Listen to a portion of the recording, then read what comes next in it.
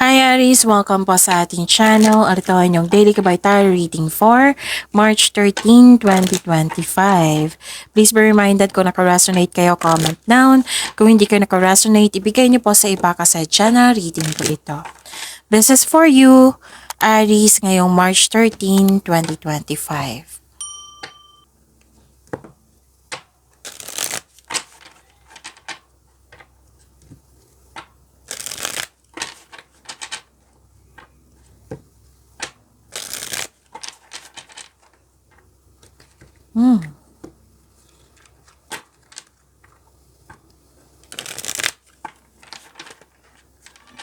This is for you, Aries, ngayong March 13, 2025. Maraming salamat po sa inyong patuloy na suporta at maraming salamat din po sa mga hindi nag-skip ng ads. Gamitin ang reading na ito bilang gabay lamang. Sa mga hindi pa nag-subscribe, subscribe na po kayo at click bell notification para malaman nyo na may bago tayong video. Para sa mga gustong magpa-reading po, may lumabas dyan sa screen nyo ngayon.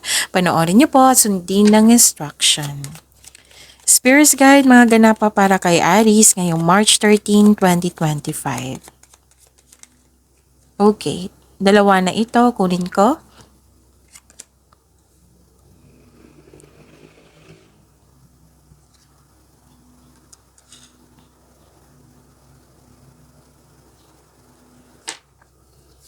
Para po kay Aries ngayong March 13, 2025.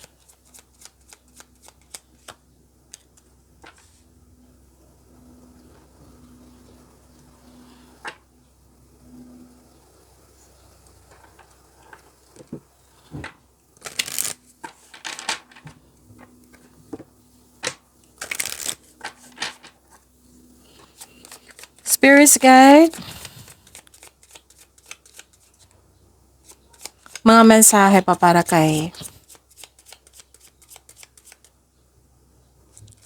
Aries ngayong March 13, 2025. I need 2 cards po.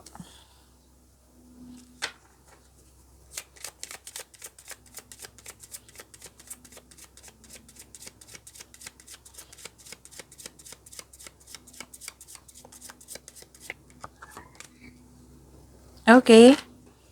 Aries, ngayong March 13, 2025, pwedeng nakatanggap kayo ng malaking pera. May nakita rin akong cheque dito. May nakita rin ako ditong magkakatanggap kayo ng news or information. Malalaman mo din yung totoong intensyon ng isang tao sa iyo. May ano dito, may importanteng desisyon na mangyayari. May magaganap na regarding sa passion mo. Mag-ingat lang po kasi may nakita ko ditong nagalit kayo, nasaktan kayo kasi nasaktan kayo at nagkaroon ng argument. Actually, kahapon pa to na may dumating na pera, may taong hindi totoo sa iyo. Kung hindi ako nagkakamali, Aries may nakita rin ako ditong travel, di ba? May travel din nung kahapon kung hindi ako nagkakamali. Pwede din bibigyan mo ng aksyon, yung matagal mo ng plano. Pwede may travel sa malayong lugar. Pwedeng may lakad kayo ngayon. Pwedeng schedule ito or literal na biyahe ngayon. Pwedeng new journey, adventure, or bakasyon. Okay? Keep going. Yan yung ang message ng card nyo. Keep going, Aries. And embrace solitude. Okay? So, kailangan itong solitude, di ba? Diyan kayo makapagpahinga, diyan kayo makapag-isip ng mabuti. So, embrace solitude. Spirit Guide, ano po yung energy ni Aries ngayong March 13, 2025?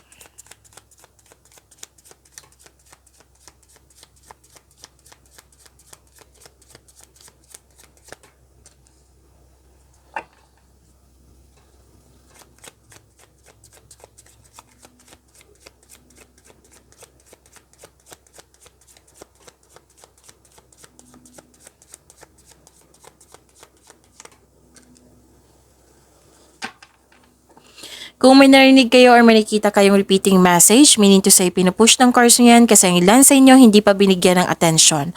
Na kung maaari din po, bigyan niyo po ng solusyon at aksyon. Remember, Aries, at the end of the day, alam mo na ikaw lang taong may kakayahan at responsable na gumawa ng sarili mong katotohanan at kinabukasan. So, may biyahe nga. May nakita kong biyahe dito.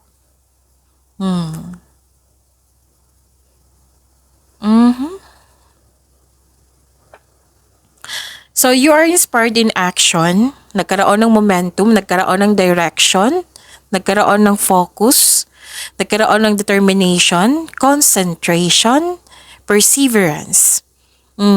This card tells you na you should have a clear intention, mag-focus kayo, maggawa kayo ng plano para bigyan ng aksyon. Plan for action. So, mag-create kayo ng konkretong plano para makagawa kayo ng big decision at nakatulong din itong konkretong plano sa pagkakaroon ng confidence. Para palakasin yung confidence niyo. And makinig din kayo sa inyong intuition kasi nakitang-kita ko dito na malakas ang inyong intuition. Okay? Listen to your intuition to guide you towards the next action. Actually, nakita ko dito you are strong, Aries. You have success in the face of difficulty. Yes. Kita-kita ko yung success mo dito. Na umuwi ka ng successful. Again, umuwi ka ng successful. So this is, di ba sabi ko kanina may travel. Rather than you are moving forward to the next level. Ginagamit mo yung intuition mo to guide you to the next phase of life with confidence. To achieve a success, whether sa life mo, sa love life mo, sa career and money, kailangan mong mag-focus na magkaroon ng determination and clear intention. So, pinupush ng cards nyo dito na mag-create kayo ng konkretong plano. Huwag po daw kayo magmadali. Paalala ng card nyo po, huwag kayo magmadali. Yun. Okay. So, this is good. Tapos, nakikita ko dito na nagkaroon ng, yun nga, may deception kasi, may panlilinlang. Pero alam na alam mo to kung sino ito kasi malakas ang inyong intuition, marunong kayong makinig sa inyong intuition. Now, kung bago kayo dito, kung hindi nyo pa alam kung paano mag-connect sa inyong intuition, isearch nyo po sa Google on how to connect to your intuition kasi marami pong paraan yan. And syempre, sa legit po na website. Mas lumawak mo yung dreams mo dito sa buhay, ambisyon mo sa buhay, may sekreto kang malalaman, eto na yun. Malalaman mo yung totoong intensyon ng isang tao sa iyo. May sekreto kang malalaman ngayon or malalaman mo na kung sino yung taong manloloko or nanloko sa iyo. So this card, dalawang card na po nagsabi dito na andito rin, embrace solitude. Keep going din. Itong message na ito, na nag-clarify siya sa dalawang cards dito, na magpahinga kayo at magnilay-nilay. Makatulong din kasi yan para pag re-energize nyo, makakagawa kayo ng konkretong plano. Babala po ha sa mga kaaway na nagtatagong anyo. Be careful of seeing things that are not there. May sekretong mabubulgar, magkakaroon ng honest conversation. Malalaman mo talaga. Pwede din, kahapon pa to Aries, kung hindi ako nagkakamali.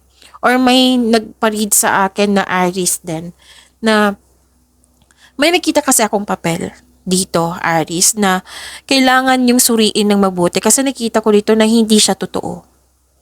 May hidden charges, pwedeng too good to be true, na pwedeng pipirma kayo, pero hindi po masamang magtanong ha. Intindihin nyo ng mabuti, baka hindi nyo magustuhan yung nakasulat doon. Pwede din hindi ito papel. Pwede din na offer sa iyo or sinasabi sa iyo. Pero naka-highlight dito yung papel, pwedeng kontrata ito or basta may kailangan kayo magkaroon ng deal. So, basahin ng mabuti. Pay attention ha, kasi kitang-kita ko dito that this is repeating message. Maraming repeating message dito. So, pay attention. Yung sabi ko kanina sa inyo, pay attention, bigyan niyang atensyon, solusyon at aksyon. Okay? So, may special,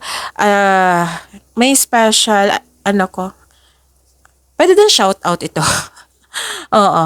So, excuse lang po sa sandali kasi kailangan kasi na Miss Jillian, oo, butit na may record ako sa na you are Aries. Miss Jillian, I know nanonood kayo. Sana hindi niyo na-skip tong araw na ito na video nyo. Check our page timeline. Marami akong message sa iyo. Marami akong binigay na instruction doon. Ginawa ko na lahat para makontak kayo. Pero, I believe, ang gamit mo lang is Messenger. Oo. Tapos, naka-private po siya. Oo. Si Meta kasi, stricto yan. Nakaset siya ng private. Pwede akong makareply ng 2 to 5 messages niyan. After niyan, ibablock na niya. Hindi na ako makakasend ng message. Hindi na ako makareply po. So, kayo makasend sa akin, masisin ko, pero hindi ako makakareply. Makikita mo to Alam kong nakikita mo ito nung Monday, nag-story ako. Kaya naghintay ako maggawa ka ng action. Pero, yun nga, hanggang ngayon, hindi pa akong nakareceive ng action mo, kundi, panay message mo sa akin regarding sa schedule sa reading mo. Hindi nga ako makagawa kasi nung Monday ng lunch, yun nga, hindi na ako makareply. Okay? So, yun.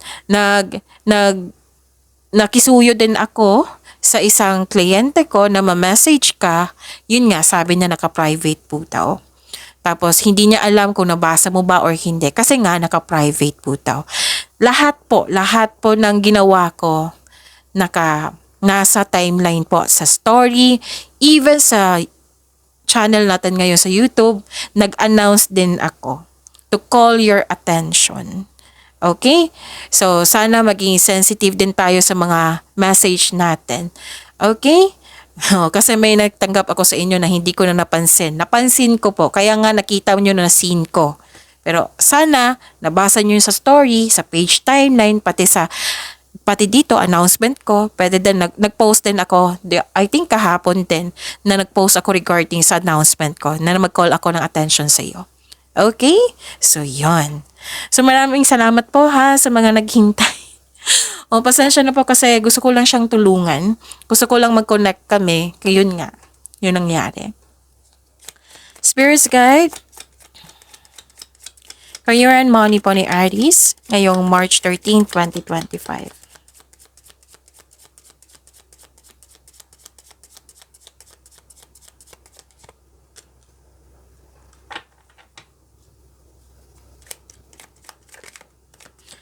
The clarification of this card po.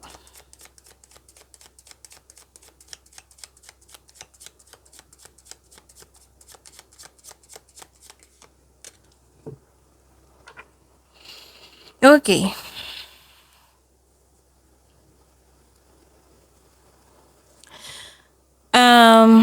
May concern kayo sa taong mayapang. Or may concern, same pa rin to bossy. May bossy dito na gusto niya makuha lahat yung gusto niya. Yan yung concern mo. Or hindi ka satisfied sa completion ng mga ginagawa mo. Pwedeng project po. Kasi nasa career and money to So this card tells you na huwag masyadong gastahin kung ano mga biyayang natanggap. Kung i-consider mo yung mga biyayang natanggap, celebrate it by expressing gratitude and generosity. Actually, may abundance akong nakikita dito. May success akong nakikita dito. Overflowing abundance po ito. So, gamitin mo itong biyayang ito by expressing gratitude and generosity. Nakita ko dito maraming nag-support sa iyo, Aries. Ano pa? Nakikita ko rin dito na nagkaroon po ng so this is a third card na malakas ang inyong intuition. So take advantage. Nakikita ko rin dito nag-self-study kayo. Self-knowledge. May nakita ko ditong feminine energy. Pwedeng siya yung tutulong sa inyo or siya yung concern mo. May changes dito at nakatanggap kayo ng wisdom message. May common sense and awareness. Alam mo yung mga nangyayari. Actually, nakikita ko dito nagagawa ka ng paraan para maayos po. So, follow your intuition. sa inyong mga ginagawa kasi makatulong ito sa career mo, sa money mo, sa paggawa ng desisyon.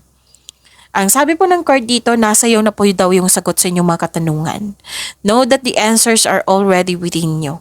Huwag kang umasa sa opinion ng iba, trust yourself. Actually, another card na nagsabi dito na this is a repeating message so pay attention. May malalaman kayong sekreto po sa isang tao. Trust your own counsel first.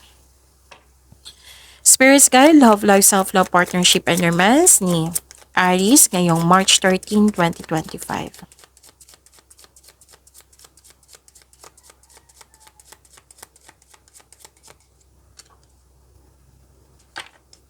And the clarification of this card po.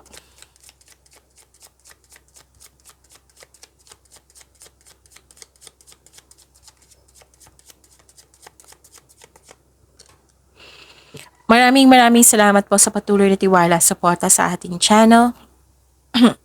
Excuse me. Maraming salamat din po sa mga hindi nag-skip ng ads. Okay. So this is fast action. So may maniligaw ka na very charming at passionate partner na very active kang suyuin. Pwedeng parating pa ito or dumating na. A new relationship are moving extremely fast. Pero sabi po ng card dito, yung relasyon na kailangan may ganap ngayon, kailangan lumabas kayo may ngayon. Example lang po yan ha. Oo, yung nagmamadali. Pero sabi po ng card dito, try nyo munang mag-enjoy sa moment nyo ngayon without getting too carried away. One step at a time, dahan-dahan lang. So this is a repeating message. May sinabi kasi kanina na one step at a time.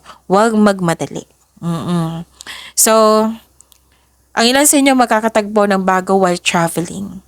So, this is a project. Pwedeng plano nyo, project, na bibigyan mo siya ng action. This is a green light to begin. This is a go signal. At, nakikita ko dito na nagkaroon po ng naging impatient po kayo. Kaya nga may advice dito na huwag magmadali eh. Tapos, sabi dito, pwedeng nag-self-pity kayo dito. Pwedeng nangyari na ito or mangyayari pa lang, so beware. Kasi mag-ingat po daw kayo sa taong hindi totoo sa inyo. Mayroon ngayon sinasabi sa inyo or may nangyari na hindi totoo. Pwedeng natanggap mo ito kasi may nakita kong pagsisisi na dito eh. Mag-ingat kayo sa scammer, manulokong tao. Pwedeng investment ito, pwedeng tao talaga na manuloko tungkol to sa pag-ibig eh. So, nagdesisyon ka ng madalian dito. So, kaya nga, dalawang card na po nagsabi dito, huwag magmadali. Okay, kung hindi pa ito nangyari, huwag magmadali. Kailangan lang bigyan ng pasensya. Mahabang pasensya. Kasi naging impatient kayo dito, naging frustrated kayo kasi gusto mo agad makuha yung gusto mo. Okay, so pay attention po. Maraming mga mensahe dito. Okay, so pag-imanin niyo po yung blessings sa binigay sa inyo, Aries. See you tomorrow. Please like, subscribe, and click the button for notification para updated po kayo sa daily tarot reading natin. Maraming salamat po.